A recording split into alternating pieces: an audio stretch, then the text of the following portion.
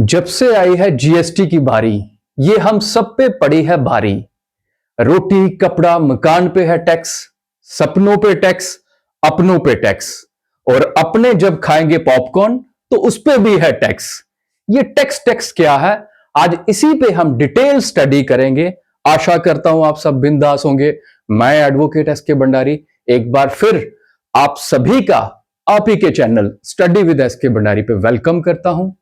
Friends, आप कई दिनों से सुन रहे हो कि जीएसटी जीएसटी जीएसटी कि जैसे पॉपकॉर्न पे लगाया गया या डिफरेंट डिफरेंट आइटम्स पे लगाया गया, लेकिन लोग जीएसटी के कंसेप्ट को लेके, उसके स्लैब को लेके बड़े कंफ्यूज है। तो हमने सोचा कि आज जो है जीएसटी के कंसेप्ट को ही डिटेल में स्टडी कर लेते हैं, जिससे लोगों के कंसेप्ट क्लियर होंगे और जो एस्पिरेंट्स एग्जाम देने जा रहे हैं, कोई भी कॉम्पिटिटिव एग्जाम हो, उनको भी आज जीएसटी का कंप्लीट कंसेप्ट जो है अंडरस्टैंड हो जाएगा। आइए फ्रेंड्स समझते हैं जीएसटी। देखिए जीएसटी जीएसटी देखिए जीएसटी जो है, first keep in your mind कि ये एक इनडायरेक्ट टैक्स है। इनडायरेक्ट टैक्स है, ये एक इनडायरेक्ट टैक्स है। मेनली जो होते हैं दो प्रकार के टैक्स होते हैं, एक होता है डायरेक्ट टैक्स, एक होता है इनडायरेक्ट टैक्स। जो जीएसटी है ये इनडायरेक्ट टैक्स है। अब बात आती है कि डायरेक्ट टैक्स और इनडायरेक्ट टैक्स में क्या फर्क है। आप कभी भी जब डायरेक्ट टैक्स का मीनिंग होता है कि एक इंसान, एक पर्सन जो है वो गवर्नमेंट को डायरेक्ट टैक्स दे रहा है।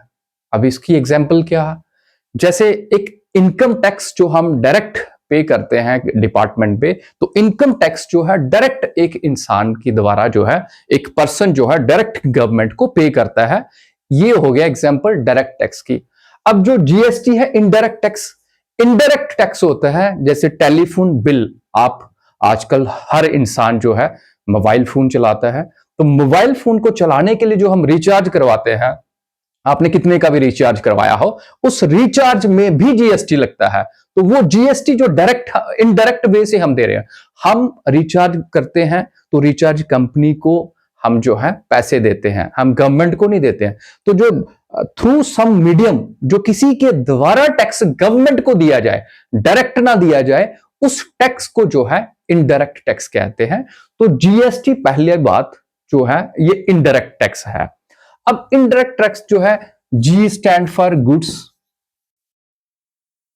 S stand for service, T stand for tax.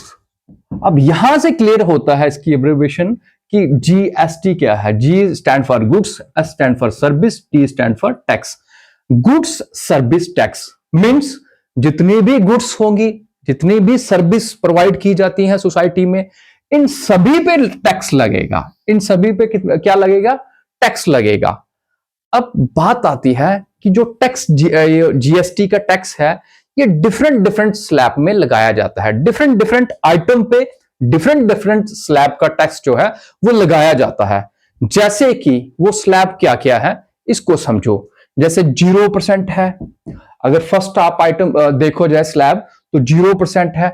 उसके बाद आएगी 5%, पहले 0%, फिर 5%, फिर इसके बाद आएगी 12%, 0%, 5%, 12%, फिर आएगी 18%, फिर आएगी 28%, 18%। ये जो फ्रेंड्स डिफरेंट स्लैब जो अभी न्यूज में काफी आ रहा है और लोग इसी को लेके काफी कंफ्यूजन में है कि 0%, 5%, 12%, 18%, 28%, ये डिफरेंट डिफरेंट स्लैब है। स्लैब है कि इसमें कि कोई भी आइटम या गुड्स, कोई भी जो गुड्स है या सर्विस है, आइटम्स पे कितनी टैक्स लगाया जाएगा, किस स्लैब में वो आइटम आएगी, कौन सी डिफरेंट आइटम डिफरेंट स्लैब में आएगी। अब ये जो डिसाइड करता है, ये कौन करता है, इस चीज को समझो। आप कंफ्यूजन यहां पे ये भी है कि ये स्लैब जो है कैसे डिसाइड की जाती है, कौन है जो डिसाइड करता है इन स्लैब को कि ये जो आइटम है, ये गुड्स जो है, ये किस स्लैब में जाएगी, ये कौन डिसाइड करता है। तो इसको डिसाइड करने के लिए गवर्नमेंट की एक एजेंसी है, जिस एजेंसी का नाम है जीएसटी काउंसिल। फ्रेंड्स, ये जीएसटी काउंसिल ही है जो डिसाइड करती है कि कौन सी आइटम को किस स्लैब में डालना है। वो 0% में डालनी है, 5 में डालनी है, 12 में, 18 में या 28 में, किस स्लैब में डालनी है, ये जीएसटी काउंसिल ही डिसाइड करती है। यहां से ये कंसेप्ट क्लियर होता है। अब जीएसटी काउंसिल का जो चेयरमैन होता है, जीएसटी फाइनेंस मिनिस्टर होता है। जो जीएसटी काउंसिल का चेयरमैन होता है वो फाइनेंस मिनिस्टर होता है। तभी आपने देखा होगा कि हमारे फाइनेंस मिनिस्टर जो निर्मला मैडम जी हैं, उनके खिलाफ जो है काफी मीम्स बढ़ रहे हैं। काफी ऐसे अजीब से मीम बना के बताया जा रहा है कि निर्मला मैडम जी ने जो है हमें टैक्स लगा के काफी दुविधा में डाल दिया है। हाई टैक्स रेट जो है हमसे लिया जा रहा है, लोगों का ऐसा यहां पे मानना है। तभी क्योंकि जीएसटी काउंसिल का जो चेयरमैन है ये फाइनेंस मिनिस्टर होता है, तो फाइनेंस मिनिस्टर डिसाइड करता है। मेनली जो चेयरमैन होता है उनके साथ मिनिस्टर ऑफ स्टेट भी होता है और फाइनेंस मिनिस्टर भी होते हैं all the state and union territory of India. इसके साथ जो काउंसिल में बैठे होते हैं वो finance minister all the state and union territory भी होते हैं। ये भी आपको याद रखना है, specially exam point of view से।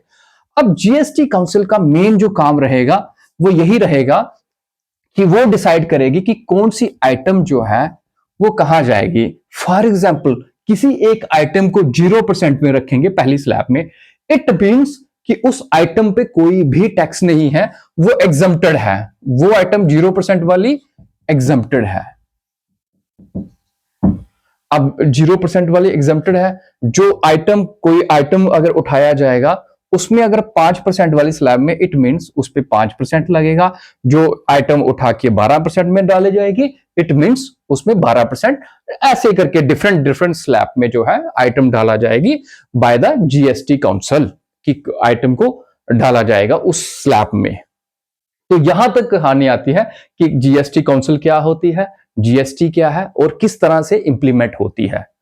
अब जो जीएसटी काउंसिल है ये आपको याद रखना है, कॉन्स्टिट्यूशनल अमेंडमेंट के द्वारा लाया गया है अंडर आर्टिकल 279 ए। ये आर्टिकल 279 ए में डाली गई है, जो कि आपको याद रखना है कि एक कॉन्स्टिट्यूशनल बॉडी है। क्या है? कॉन्स्टिट्यूशनल बॉडी है, कॉन्स्टिट्यूशनल बॉडी है। अब फ्रेंड्स इस सभी के दौर में आपको कंसेप्ट ये समझ आएगा, लेकिन इस सभी के टाइम जो है, सभी के जो मन में एक आशंका है थी, एक कंसेप्ट जो क्लियर नहीं हो पा रहा था। आपने देखा होगा कि इस जीएसटी काउंसिल में कई सारी आइटम पे अलग अलग टैक्स लगाया गया। उनमें से 2 आइटम कुछ ऐसी है जो कि काफी सोसाइटी में, सोशल मीडिया पे फेमस हुई है कि इन पे किस तरह का जीएसटी लगाया गया है। आइए उन पे भी डिस्कस करते हैं। पहली आइटम अगर लो तो वो है पॉपकॉर्न। पॉपकॉर्न फ्रेंड्स, पॉपकॉर्न पे आपको पता होगा कि यहां से अब 3 प्रकार का टैक्स लगाया गया है। पॉपकॉर्न पे कितना? 3 काइंड्स ऑफ जो टैक्स लगाया गया है 3 प्रकार का। पॉपकॉर्न एक है, लेकिन इस पे टैक्स लगाया गया है 3 प्रकार का। वो कैसे? अब जो पहला है जिसपे 5% लगाई गई है, 5% लगाई गई है। सिंपल अगर कोई पूछे कि 5% जो पॉपकॉर्न किस पे लगाया गया है, तो वो आपको फ्रेंड्स याद रखना है कि साल्ट, इनकी जो नमक वाली होगी, साल्ट वाली होगी, उस पे जो है 5% लगाया गया। जो साल्ट स्पीशीज होगी उस पे 5% लगाया गया। अब जो नेक्स्ट है 12%, देखो ये 12% ये लगाया गया जो ब्रांडेड पैक्ड होता है। जो ब्रांडेड पैक्ड, फॉर एग्जांपल जो पैकेट में दिया जाता है लोगों को, उस पे जीएसटी जो है 12% लगा जाती है। अब नेक्स्ट जो है 18%, 18% उस पे लगाई जाती है जो क्रीमी होती है फ्रेंड्स, क्रीमी होती है, स्वीट होती है। इस पे टैक्स जो है 18% है। अब आप इस चीज को देखो कि पॉपकॉर्न जो है वो एक है, लेकिन टैक्स जो है वो 3 प्रकार का है, 5%, 12%, 18%। जो साल्ट है वो 5%, जो पैक्ड होगा, ब्रांडेड पैक्ड होगा, वो 12%। पॉपकॉर्न एक है लेकिन टैक्स डिफरेंट है। इसको लोग बड़े कंफ्यूजन में है, लोग बड़े परेशान है कि ये एक ही पॉपकॉर्न पे यार इतने सारे टैक्स क्यों। तो दिस इज द कंसेप्ट, ये 3 प्रकार का टैक्स जो है पॉपकॉर्न पे लगाया गया है।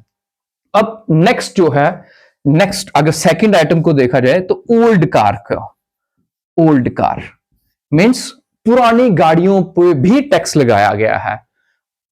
अब जब पुरानी गाड़ियों पे टैक्स लगाया गया है तो इसमें जो कंसेप्ट है, अगर आपने निर्मला मैडम जी को सुना होगा तो उसमें उन्होंने कहा कि टैक्स नहीं होगा अगर एक इंडिविजुअल जो है दूसरे इंडिविजुअल को गाड़ी बेचता है। फॉर एग्जाम्पल, मैं आपको डायरेक्ट गाड़ी बेचता हूं तो आपको उस पर कोई टैक्स नहीं देना है, मुझे भी कोई टैक्स नहीं देना है, क्योंकि डायरेक्ट इंडिविजुअल, एक इंसान दूसरे इंसान को डायरेक्ट जब गाड़ी बेचे पुरानी अपनी, तो उस पर किसी भी प्रकार का टैक्स नहीं लगेगा। इस बात को याद रखना आप। सेकंड, उन्होंने कहा है कि जो कार बाजार हो गया, सपोज करो जो बड़ी बड़ी कंपनीज होती हैं, ये जो कंपनीज वाले हैं जब ये कार खरीदेंगे किसी इंडिविजुअल से, तो इस कार वाले पे हम टैक्स लगाएंगे। हम इंडिविजुअल उस बंदे पे टैक्स नहीं लगाएंगे, लेकिन कार वाले पे जो है टैक्स लगाएंगे। वो टैक्स कितना? वो 18%। ये 18% वाली स्लैब में जाएगा फ्रेंड्स, 18% वाली लगाएगा।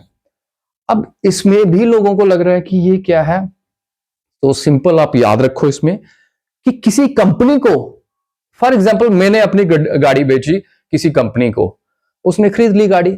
अब वो कंपनी वाला उसको रिपेयर करेगा, अच्छे से बनाएगा और किसी पर्सन को, थर्ड पर्सन को बेचेगा। उस कंपनी वाले पे जीएसटी लगेगा, लेकिन टेक्निकली सोचो कि वो कंपनी वाला भी किससे निकालेगा वो पैसे? वो एक आम आदमी से निकालेगा।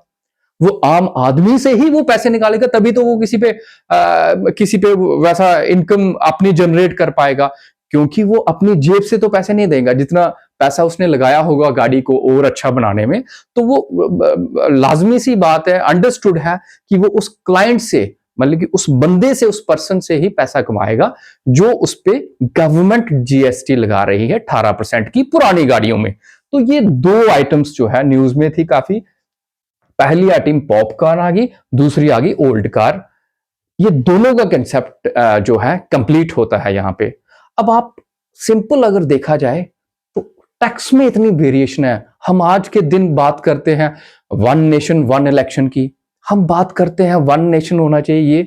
जब हम वन टैक्स ही इंप्लीमेंट नहीं कर पा रहे हैं ठीक ढंग से, तो हम कैसे अपने भारत को एक विकसित भारत, विश्व गुरु बना पाएंगे? जब हम एक टैक्स में ही इतने स्लैब जो हैं, डिफरेंट स्लैब लगा के लोगों को कंफ्यूजन में डाल रहे हैं। लोग इस टैक्स को लेके परेशान हैं कि इतना ही जो टैक्स जो है इस डिफरेंट वे से क्यों लगाया जा रहा है। तो सरकार को मेरी सबमिशन है गवर्नमेंट से भी कि गवर्नमेंट को फिर से जीएसटी काउंसिल बैठनी चाहिए और इसके बारे में रिव्यू करना चाहिए, ताकि लोगों की जो जिंदगी है वो एक बड़े आसान तरीके से, वो स्मूथ तरीके से अपनी जिंदगी व्यतीत करें। उनको लाइफ में कोई भी दिक्कत ना हो। आगे ही लाइफ में हर एक इंडिविजुअल जो है, everybody is suffering from the सारो, हर कोई दुख से, हर कोई अपनी अपनी परेशानियों से गुजर रहा है। तो अगर ये जीएसटी को लेके भी इतनी कंफ्यूजन रहेगी लोगों में, जब लोग पैनिक हो जाएंगे इसको लेके, तो फिर मुझे नहीं लगता कि गवर्नमेंट जो है लोगों को अच्छा करने के लिए, लोगों की जिंदगी को और बेहतर बनाने के लिए काम कर रही होगी। गवर्नमेंट का काम है कि लोगों को आसान तरीके से टैक्स को भी लगाना और टैक्स कलेक्ट करो। मेरा ये नहीं मानना है कि आप टैक्स ना लगाओ, क्योंकि गवर्नमेंट अगर टैक्स लगाएगी तो गवर्नमेंट ने अपने गवर्नमेंट एम्प्लॉय जितने हैं उनको सैलरी देनी है, बाकी और भारत की डेवलपमेंट के लिए पैसे लगाने हैं, वो सारे लोगों से ही टैक्स कलेक्ट करना है। टैक्स लगाना बुरी बात नहीं है, लेकिन टैक्स कुछ लिमिट का लगाओ, जो कि लोगों की जिंदगी पे कोई साइड इफेक्ट ना पड़े, कोई बैड इफेक्ट ना पड़े, लोग परेशान ना हो उसमें।